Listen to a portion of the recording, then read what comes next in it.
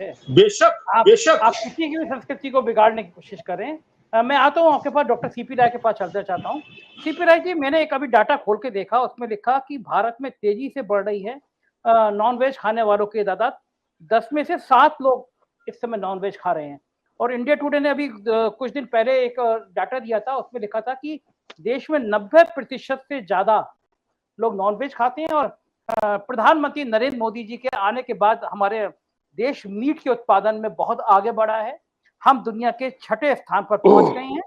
यानी चीन, America, Brazil, रूस, जर्मनी के बाद भारत मीट के उत्पादन में सबसे आगे है। और ये उत्पादन तब बढ़ा था जब प्रधानमंत्री नरेंद्र मोदी जी इस देश में आए। उसके बाद हम लोग मीट के उत्पादन में लगातार छलांग लगाते चले गए। अच्छी बात है, कोई भी व्यवसाय बढ़े तो व्यापार बढ़े, अच्छा है।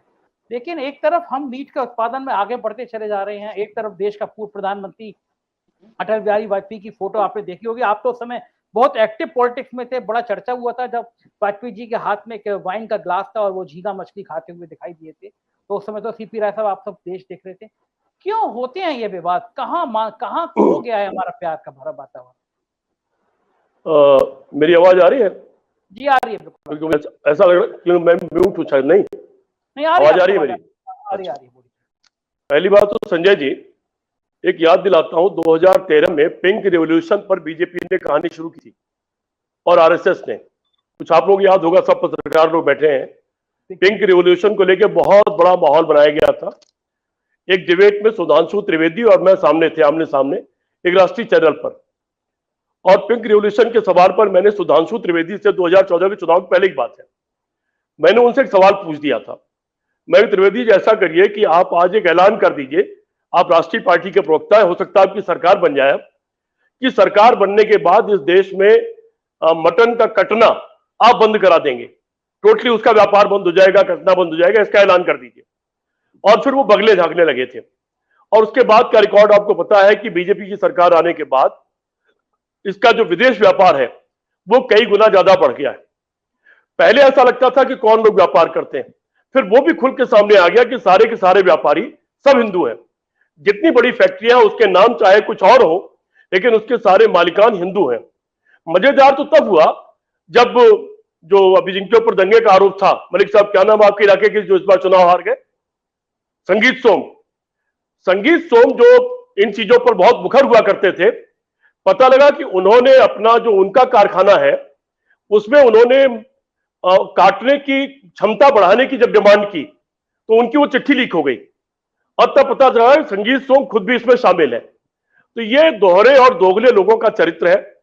जहां तक जेएनयू का सवाल है, वो आज भी देश की सर्वश्रेष्ठ संस्था है। यहां तक कि जो दूसरा विश्वविद्यालय लखनऊ दिल्ली यूनिवर्सिटी का है, जहां पिछले दिनों बहुत तमाशा किया गया, वहां से भी इस साल 53 या 54 लोग आईएएस में सिलेक्ट हुए हैं। जेएनयू से हर साल सब जगहों पर टॉप लेवल पर जाते हैं। वहां पढ़ाई भी होती है, वहां बहस भी होती है, वहां खुल करके कोई भी बात करने की आजादी है। वहां का यह अर्थ है जेएनयू का कि आप अपनी बात कहिए, बहस होगी, वो बहस बुरी लग सकती है, लेकिन वहां एक आगे, क्योंकि वाद विवाद प्रतियोगिता जब होती है तो वाद विवाद प्रतियोगिता में क्या होता है, कई बार यह भी होता है कि आपको देश के मुद्दों के खिलाफ भी बोलना पड़ता है, वो एक पक्ष होता है और उस बहस से ही चीजें आगे बढ़ती हैं। तो जेएनयू उसकी एक आदर्श संस्था, मैं उसको अच्छी तरह जानता हूं, अब से नहीं, शायद बहुत 30 साल हो गया वहां जाते आते, तब से जानता हूं। ये जेएनयू को एक संगठन विशेष खतरा मानता है। उनको लगता है कि ये इतने जागरूक क्यों है। जब जेएनयू का सवाल आया था तो आपको ध्यान होगा कि जेएनयू के सवाल पर दुनिया के दूसरे विश्वविद्यालयों में भी आंदोलन शुरू हो गए थे उसके समर्थन में, और पूरी दुनिया में उसको समर्थन मिलने लगा था। जिस दिन वहां पर 3-4 लड़कों ने नारा लगाया था जिसको देश विरोधी नारा कहा गया, मैंने उसी दिन कहा था कि इनमें से एक भी लड़का नहीं पकड़ा जाएगा, क्योंकि ये उन्हीं लोगों के लड़के नारा लगाने वाले जो इसका सवाल उठा रहे हैं। और देखिए आज करीब 5-6 साल से शायद ज्यादा हो गया, उनमें एक भी लड़का नहीं पकड़ा गया। आईबी पास में है, एनआईए पास में है, रॉ पास में है, इंटेलिजेंस की तमाम एजेंसियां पास में है, भारत सरकार की नाक के नीचे वो नारे लगे और एक भी लड़का नहीं पकड़ा गया। मेरी बात सही साबित हुई या फिर सारा का सारा ये तंत्र गृह मंत्री नकारा है कि उनके यहां देशद्रोह का नारा लगाने वाले आज तक पकड़े नहीं गए। इसी तरह से कन्हैया को, खालिद को, इन लोगों को वहां पर देशद्रोही साबित करने की कोशिश की गई, जबकि वो एक उभरते हुए नौजवान है, एक प्रगतिशील नौजवान है, एक ऐसे नौजवान है जो कहते हैं कि बहस हर चीज पर होनी चाहिए। क्यों बहस नहीं हो सकती राम के नाम पर? क्यों बहस नहीं हो सकती? अभी मैं एक लेख पढ़ रहा था एक साथी का, जिन्होंने कहा कि आइए रामायण को हम साहित्य की दृष्टि से जरा पढ़ के देखें, धर्म से निकाल के पढ़ के देखें। और क्या नायाब उन्होंने लिखा है, मुझे लगता है पढ़ना चाहिए उसको। डॉक्टर लोहिया ने भी उसी तरह से कुछ रामकृष्ण ऋषियों पर लिखा है और बहुत ही नायाब उनकी किताब है वो। खैर, अभी जो विवाद है पूरा ये संजय जी, ये केवल यूं ही नहीं है। ये क्या होता है, कुछ ऐसी संस्थाएं होती हैं, कुछ ऐसे संगठन होते हैं जो एक चिंगारी छोड़ते हैं और एक चिंगारी लगा करके देखते हैं कि बड़ी आग लगाई जा सकती कि नहीं, और उसको टेस्ट की तरह लेते हैं, उसके मुद्दे उठाते हैं। इसलिए आप एक चीज देखिए ना, आप सब लोग बचपन से देख रहे होंगे कि हनुमान जी हमेशा लाल कपड़े में होते थे और इन मौकों पर हनुमान जी की पताका फहराई जाती थी। लेकिन वो हनुमान जी की पताका लाल से गेरुआ हो गई है। शर्मा जी, आप ब्राह्मण लोग हैं कुछ लोग यहां पर, वो पताका लाल से गेरुआ हो गई है और अब उस पताका में से हनुमान जी निकाल करके रामचंद्र जी मंदिर वाले लगा दिए गए, उनके पीछे मंदिर वाला। तो ये सोचे समझे तरीके से ये चीजें हो रही है। जलूस ऐसे रास्ते से निकालना जहां दूसरी आबादी रहती हो, वहां जाकर के मस्जिद पर चढ़ करके अपना झंडा फहराने की कोशिश करना। कहीं पर हमारी आज की बहन बेटियां जो स्कूल कॉलेज जाती हैं, वो अपने सर पर दुपट्टा रख लेती हैं। दुपट्टा न रखना भारत की संस्कृति में कोई बहुत अच्छा नहीं माना जाता। पूरी सिख कौम सर पर दुपट्टा रखती है, लेकिन दुपट्टे को लेकर के उसको हिजाब नाम दीजिए चाहे दुपट्टा नाम दीजिए। मैंने उसीलिए उस दिन चुनाव की तमाम फोटो डाली थी कि ये देखिए, ये सब हिजाब वाली औरतें, वो तमाम हिंदू औरतें जो साड़ी सर पर रख करके वहां वोट डाल रही थी। बाई चांस उस समय की घटना है और मैंने उसकी फोटो पोस्ट कर दी थी कि मैंने इनके खिलाफ क्या करना है। तो ये सब मुद्दे जानबूझकर उठाए जा रहे हैं, एक खास वर्ग को टारगेट करके जानबूझ करके देश में चुनाव के वोटों का ध्रुवीकरण किया जा रहा है, चाहे देश बर्बाद हो जाए। इसका परिणाम पाकिस्तान भुगत चुका, इसका परिणाम अफगानिस्तान भुगत चुका, इसका परिणाम सीरिया भुगत चुका, इसका परिणाम लेटेस्ट श्रीलंका भुगत रहा है। उसकी बर्बादी आप देख रहे हैं, लेकिन बर्बादी की चिंता नहीं है। आपको पता होगा प्रधानमंत्री के यहां एक बैठक हुई जिसमें तमाम अधिकारियों ने हिस्सा लिया और वो छन करके बात बाहर आ गई, वो न्यूज बन गई। उन अधिकारियों ने कहा कि अगर ये मुफ्तखोरी की तमाम चीजें चलती रही और ऐसी व्यवस्था चलती रही तो भारत भी अब कर्जा ढो सकने की स्थिति में नहीं है। 70 साल में जो देश के ऊपर 50 लाख करोड़ के ऊपर आसपास कर्जा था, वो बढ़ करके 1 लाख 20, 25 या 28 लाख करोड़ हो गया है और बहुत जल्दी और ऊपर बढ़ के वो दिवालिया होने की कगार पर पहुंच जाएगा। और ये चिंता कुछ जिम्मेदार अधिकारियों ने व्यक्त किया।